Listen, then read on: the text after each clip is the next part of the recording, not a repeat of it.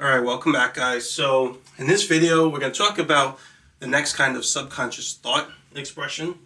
Last video I think I said I was going to talk about this subconscious thought across the next two videos. That's because it's in two sections, split between two sections in the book.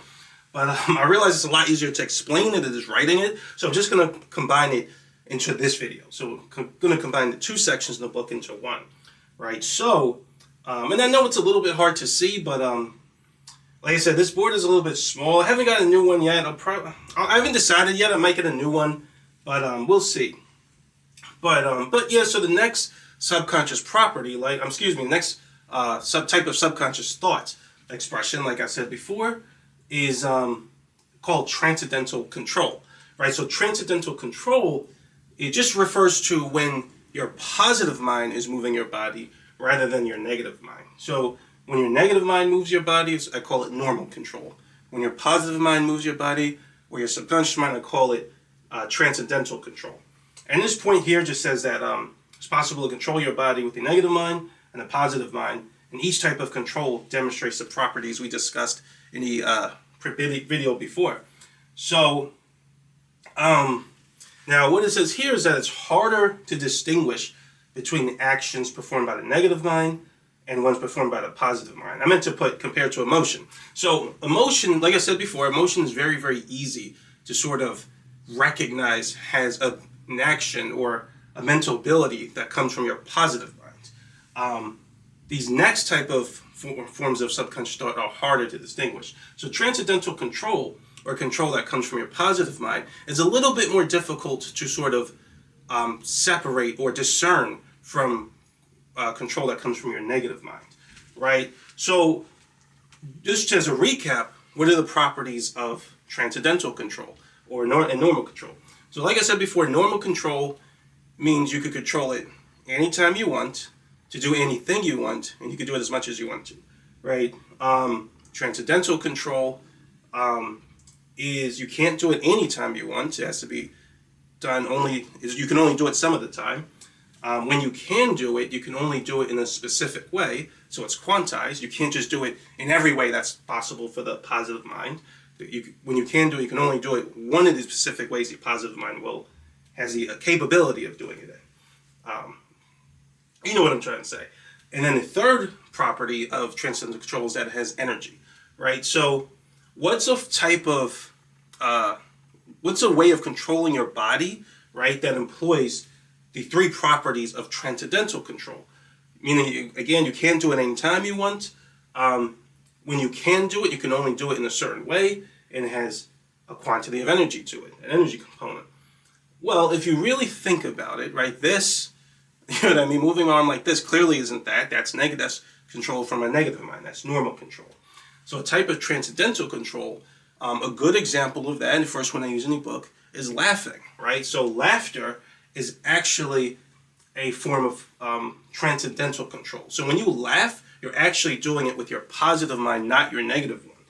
And a good way of looking at that, we can analyze it and kind of see it has those three properties of control, right? So can you laugh anytime you feel like? Well, you can't, right? You can fake laugh, right? And that kind of gets to what I was saying here, right? That's what gets to what I was saying here about it's harder to distinguish between the negative mind and positive mind. Because when a person fake laughs, what they're really doing is they're using the negative mind. They're not using their positive mind to perform the laughter. That's why it doesn't come out right? We'll talk more about that later. But it doesn't, it's just, you can recognize that it isn't this. It's not a genuine laugh, right? When a person has a genuine laugh, you could tell. That's because that's their positive mind. They're using a positive mind to control their body. So the subconscious is actually controlling their body, right? Now, the second parameter, when you laugh, so basically just covering the first parameter, you can only laugh some of the time, right? So when you actually find something funny. The second parameter, quantization. When you do laugh, your subconscious charges up. So it kind of gets into the third component, but when you laugh, your subconscious charges up. And when it charges, it switches to a certain frequency.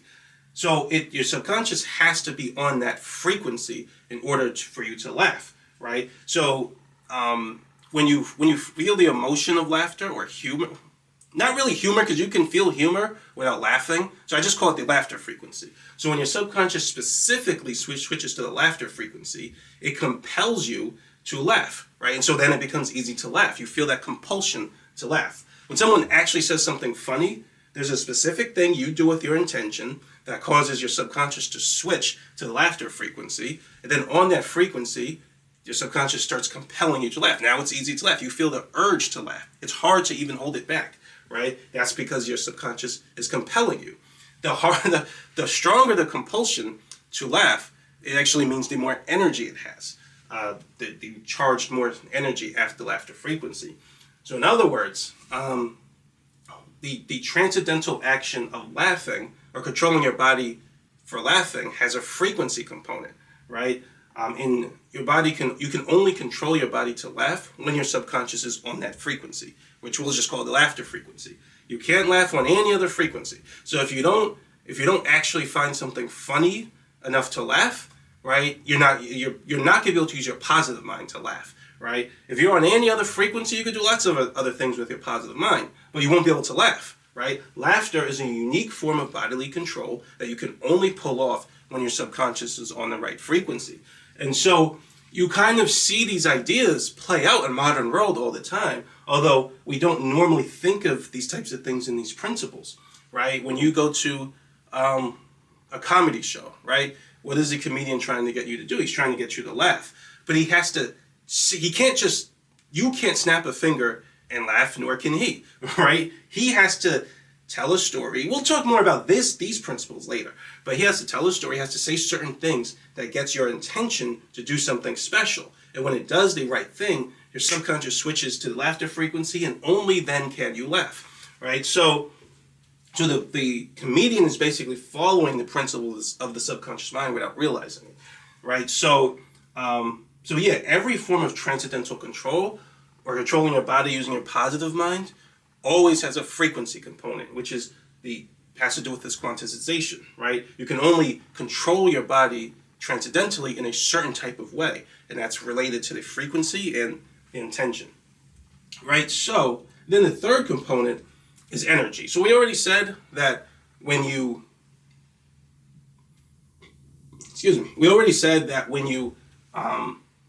subconscious has a lot of energy or is charging up at the laughter frequency with a lot of energy, then the compulsion is stronger and stronger. So the compulsion to laugh, it's harder to hold it back. You just feel the need to do it. But what else happens when transcendental control has a lot of energy? Well, I like to think of there as being two main aspects to it, right? So when it has a lot of energy, one, it's more explosive. So we talk a little bit more about that component of compulsion in chapter 12. We haven't really gone over it yet, but suffice it to say it's just more explosive. So when you find something really funny, you tend to just bust out laughing, right? And it's hard to hold it back. It's like very explosive. So it's not like you laugh a little bit, then you laugh more and more and more, right? So you tend to bust out laughing, and then it slows down more and more and more. So transcendental control is very explosive when you feel it, when it has a lot of energy. And then the second component is that it becomes very continuous. So when you find something very, very funny, right, you just kind of laugh very continuously, right? And then as the energy starts to die down, you can still laugh, but not as continuously. It starts to break up more. You kind of laugh like this, and then it goes down. You laugh again like this, and it goes down. But in the beginning, when it has a lot of energy, you just laugh continuously. And so if something's not as funny, then you're going to laugh, but it won't be as explosive. And then it's not as continuous. You kind of go back to not laughing very quickly. So I say all that to say that we can see that laughter follows all the principles of transcendental control that we talked about in the other video. And needless to say, we also said that you're going to generally feel some emotion very strongly, right? Anytime you're able to use transcendental control. In this case, you feel the emotion of laughter, right? And humor. And you can also mix that frequency with other frequencies, right? And that's what gives you different, and also there are different shades of the laughter frequency. So this gives you all different types of like humor or comedy, and gives you the ability to laugh at all kinds of different things. Like there's kind of dark humor, dry humor, There's slapstick comedy. There's like depressing comedy. There's all different kinds. And what's actually happening subconsciously is you're mixing different frequencies with the laughter frequency, right? And you're adjusting the laughter frequency to its different shades, right? And so, but no matter what you mix it with, you cannot laugh unless your subconscious is on the laughter frequency, right? You can't do that at any other frequency. So this is an example of what I mean. You have to start thinking in terms of the frequency your subconscious is on whenever you want it to do something. So if you want to use your subconscious to control your body transcendentally in some way, right? You're going to have to start thinking in terms of the frequency that it's on. And we're going to talk more about the connection between intention and frequency in Chapter 7.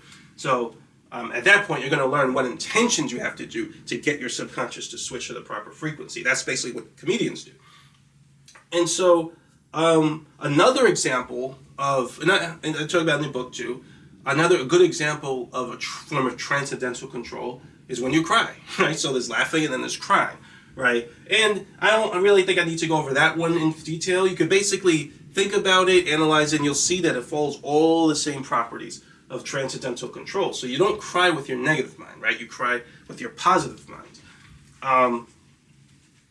And so, yeah, and then the next section I want to talk about are some of the other properties of transcendental control compared to normal control.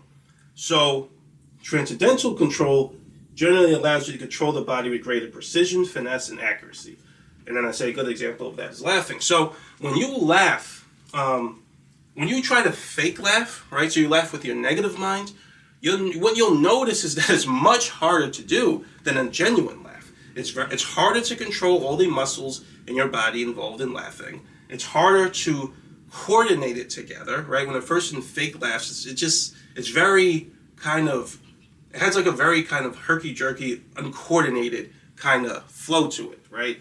It's just, and that's what gives it away, right? It just doesn't look like a genuine laugh, right? And the reason for that is because the positive mind has the ability to control, it has much better control over your body, right? So you could control and coordinate different muscles and coordinate to perform in a very specific way easier, right? So you can't really, the way I like to think about it is your positive mind is able to sort of,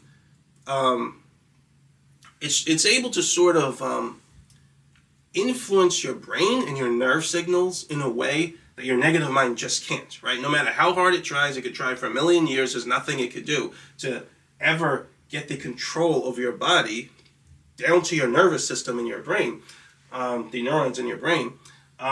It will never be able to control it as well as your positive mind. Your positive mind will always have better control.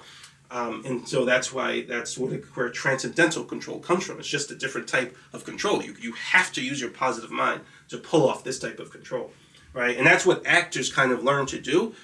We talk more about that in Chapter 13, but actors generally try to learn to control their body with their using transcendental control, right? Because then it comes off more genuine. And if they use their negative mind, it comes off as fake, forced. You ever see somebody try to fake laugh in the movie, right? And you can kind of tell it's a fake laugh. That's because they're not as good at they're not as good at learning to use their positive mind on command like that. Because again, it has a timing component. You can't just force it whenever you feel like it.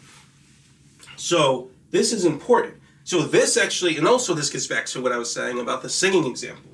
So remember, I said that when so like I was saying, when I was singing, right, when I learned how to sing, I was saying that I could control my vocal cords and my muscles involved in singing much better. And I didn't know why I couldn't know where that was coming from. Well, that comes from this property. The positive mind can always control the body much better than the negative mind. So when I was trying to coordinate singing, the muscles involved in singing, with my negative mind, it had that same sort of herky-jerky, uncoordinated type of action that it has when you fake laugh, because the negative mind can't fully control the body in the way the positive mind does. So it always has that like fake forced kind of just like fakeness to it, right? It always has that type of fake and forced quality to it that transcendental control never has. Transcendental control just is more, is more smooth, it's more accurate, more precise, and it has finesse,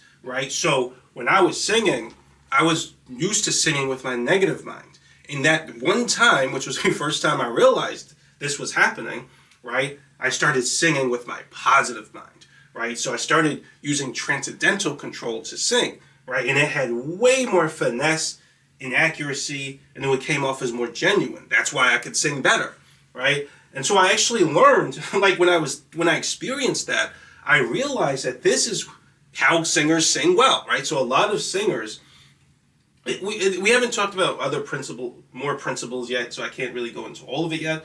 But when singers sing well, a lot of times they're using their positive mind. So that's why someone could practice, and that's what I was saying before. I knew no amount of practice was going to make me better, and I would say I'm right about that, right? So because I was only going to get so good controlling my muscles, learning how to sing with my negative mind. The negative mind can never pull off what the positive mind can do. It can't, right? It's a different type of control.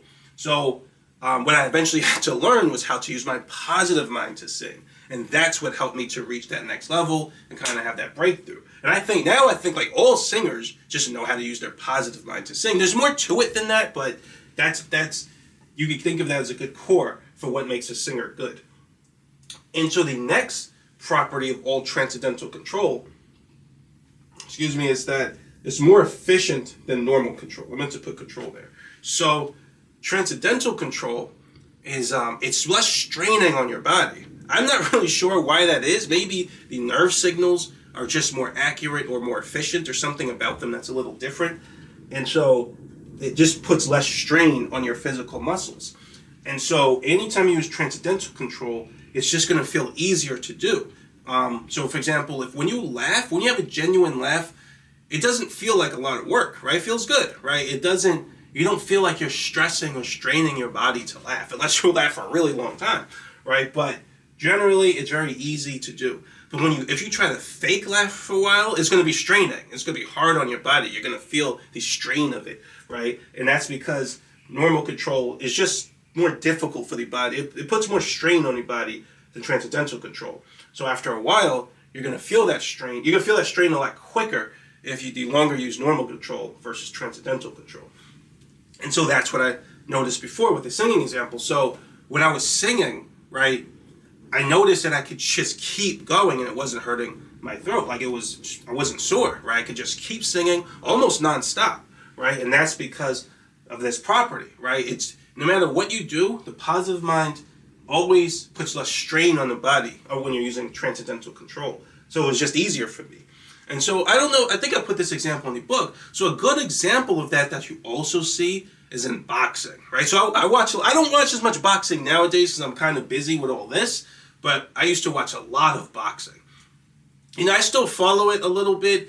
It isn't really as good now as it used to be anyway, right? Over the years, man, oh my God, like boxing just got, I don't want to go on too much of a tangent, but ever since HBO left, oh man, boxing has been terrible. There has been some good fights here and there, but they've been far few between, man. And now it's like worse than ever. It was really good, I think, last year or the year before, and then it just got bad again, But anyway, like I was saying, in boxing, I've noticed this happen a couple times, right? So sometimes when a fighter is in the ring, right, I've been studying the subconscious so long that I feel like now I know when a fighter is using their negative mind to control their body and the positive.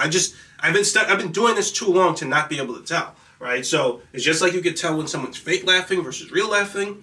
I can tell when a fighter is using normal control versus the transcendental control. There are like 100 things that give it away, right? And so when a fighter is using transcendental control, you'll always notice that it's like they have way more stamina. It's like their stamina doubles, right? They can move around way more and not get tired, right? But the fighter that's using normal control, it's like you can tell he's trying to do everything to hold on to his stamina, and he's trying to reserve it. I mean, fighters generally try to reserve it, but when a fighter is using transcendental control, you just notice that it just isn't bothering them as much, right? And that comes from the fact that they're using a positive mind to control their body and to fight. So the best example of this that I noticed was with Adrian Broner, right? Adrian Broner, so he's a boxer, right? He's a low stamina fighter. And what that means is that he kind of runs out of energy very quick, right? So some fighters have a huge amount of energy, like Manny Pacquiao. He could fight, especially in his prime, he could be in the 12th round and look like he's in the first round, right? He's a high stamina fighter. It's just his genetics, right? He can fight, move around, throw 100 punch. Like he can keep going and just not really be that strength. Doesn't look very tired. And some fighters have a very low amount of stamina, so they run out of energy fast. So they have to be way more efficient with how they fight. And Adrian Broner is a low stamina fighter, so when he moved up in weight classes, it was even more of a problem, right? Because of the extra weight. So he couldn't even really. He had even less stamina at the higher weights than he did at the lower. And he skipped a weight class. That made it even worse, right? But there was this fight he had against this Russian guy. I don't know how to say his name. It's like Alerkurdiv or something like that. And in that fight, I noticed, right? I don't want to say it yet, but we'll talk about it later. But I guess I already said it in the other videos. But he was in the zone, right? So he was in the zone, right? And you could see that he's moving his body now with transcendental control. So if you haven't seen that fight, you could watch it and just kind of see what I'm talking about, right? You can tell he's moving with crazy finesse, right? He's moving with finesse, accuracy, precision. There's a way he's moving that is different from normal, what we recognize as normal control. And when in that fight, he had way more stamina than he normally has. And that comes from this principle. Who else did that? I might have put this in the book too. It was Canelo, right? So Canelo's a beast, right? A lot of times he knows how to also get into the zone when he fights. But I think it was when he was fighting Charlo, right? He was super in the zone that fight. And Charlo was barely even like it's like he just got out of bed. It was like, okay, fine, I'm gonna get this paycheck and I'll go home, right? He could care less about the fight, right? But Canelo, so it made the fight even worse. It was a terrible fight because Charlo barely showed up and Canelo was super in the zone. But what I noticed is that he was also using transcendental control. You could just see the way he was moving. It was amazing, right? And you could tell Canelo, I think maybe because he's getting older and he's going up in weight classes, so he kind of has a stamina problem. So he tries to be more efficient and more accurate. But that fight was a good example of the fact that he had more stamina than normal. Same thing when he fought, I forget that guy's name. It was he fought, I think, at a catch weight at 164. Oh man, what's that guy's name? I'd have to look it up. But if you watch boxing, you know what I'm talking about. I think he fought him after Amir Khan, and I think before he fought Triple G. It was one of those fights, but it was like another Mexican guy. But in that fight, he was like standing up between rounds because he was something, I don't know why, but for some reason he was so pissed off. So in other words, he had a lot of emotion when he fought. So him standing up between rounds is a sign of how much stamina he has. So all that emotion allowed him to control his body transcendentally. So I kind of went off on a tangent, but that's another property of transcendental control is less stamina. So the last property of transcendental control, for now we'll just call it manifestation. So what it's actually called is a principle of what I call subconscious organization, which we haven't talked about yet. So that's a big property of anything the subconscious does. But for now we'll just call it manifestation. So manifestation basically refers to, it really just refers to what I said for the second property, which is the frequency, the quantization component. But there are certain things that you'll do, there's certain ways that you'll move your body when you're doing it with your subconscious mind. So when your subconscious mind is on a certain frequency, there are certain just tendencies or mannerisms that you'll have when you're moving your body with the positive mind. So it's very easy to see those mannerisms with laughter, right? You will laugh, right? And when you're sad or when you cry, right? So your subconscious is on a crying frequency, you cry, right? And that's easy to see. But there are other forms of transcendental control that aren't quite as obvious. So for example, when you're angry, right? When you're angry, you also control your body transcendentally. But that one is not as obvious as like laughter and crying. So the negative mind could kind of approximate that a little bit better, right? But it still can't approximate all the way. You can, like, if I try to fake being angry, you're gonna tell, right? You don't really look angry, right? And the reason is because I can't control my body using my negative mind in the way that I can my positive mind. And I can only control it that genuine way when I'm actually angry. So when someone's actually angry, you can usually tell, right? And it's because of the way they're controlling their body. So when my subconscious switches to, let's say, the anger frequency, so I feel the emotion of anger, there'll just be certain things I tend to do with my body that I can't help, right? So I may make my face like that, right? That feels like I'm putting on my game face, but no, I may make my face like that. So, as a matter of fact, I'm just gonna put it right here, like basically mean mugging, right? So they can't help but do that. So if you try to like smile a little bit, it's gonna be hard, right? Because your subconscious is compelling you to control your body in a certain way. And it's compelling you to control your body that way because your subconscious doesn't have free will, right? It has to, when it's quantized, it can only think in a certain way. It can only express its thoughts in a certain way.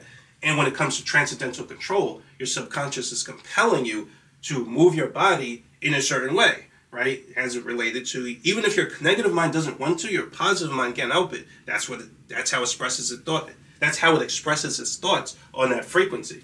So it'll compel you to control your body, like basically to make a face like this. You might feel the need to do this. You might, put your hands like this. So there are going to be certain things. There are going to be certain things you feel the urge to do when you're angry, right? And so that comes from the way your negative mind works. One last thing I should say because of that is that the positive mind, it can control your body too, but it still has to kind of work with the negative mind, right? The positive mind can't do something that your negative mind isn't going along with. The negative mind is still in control. So, and a good example of that is when you laugh, right? When you feel the urge to laugh, the compulsion to laugh, you can still resist laughing, right? Like, so for example, if you're in class and your teacher does something kind of embarrassing and you want to laugh, but you're trying to hold it in, right? You can still do it. The positive mind won't force you to laugh. It can't, right? No matter how strong a compulsion is, you always have free will. So the negative mind still has to kind of accept the compulsion or the urge, or I call it acquiescence, right, in the later chapters. So it has to acquiesce to the positive mind in order to go along with what the positive mind wants to do. So the negative mind and positive mind, once again, work together to pull up what the other mind cannot. The negative mind has the free will and it still has the ultimate control in the end, but the positive mind provides the compulsion and the kind of form of control that the negative mind doesn't have. It can't do it on its own. So when the negative mind sort of acquiesces to the compulsion and just goes along with it, then the positive mind can pretty much control the body. So, like I said, that's how laughing works.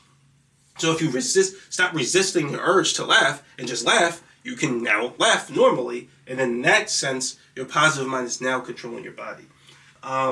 So yeah, going back to this, we talked about anger, but let's say you're sad, right? So if your subconscious is on the sad frequency, it's going to show up in how you're moving your body, because your subconscious is going to start compelling you to move your body in a way that represents the sad frequency. So you might now, right? So you might do something that kind of looks like that, and you can't help it, right? You're gonna make a sad face, right? You're gonna put your you might put your shoulders up like this, or put them down, hunch over a little bit. You might put your arms close to your body, and even when you don't really want to, with your negative mind, it's gonna be hard to resist that urge on every level, and every level that your positive mind is trying to compel you to move your body according to. So some of it's going to show up, right? That's why when a person's sad, like you can usually tell there's certain ways they move their body that give it away, right? They're trying, even if they're trying to hide it, their positive mind can't help but to try to control their body in the way that it's supposed to on that frequency. So they can hold some of it back, but they're not always able to hold all of it back. So there'll always be things that give it away.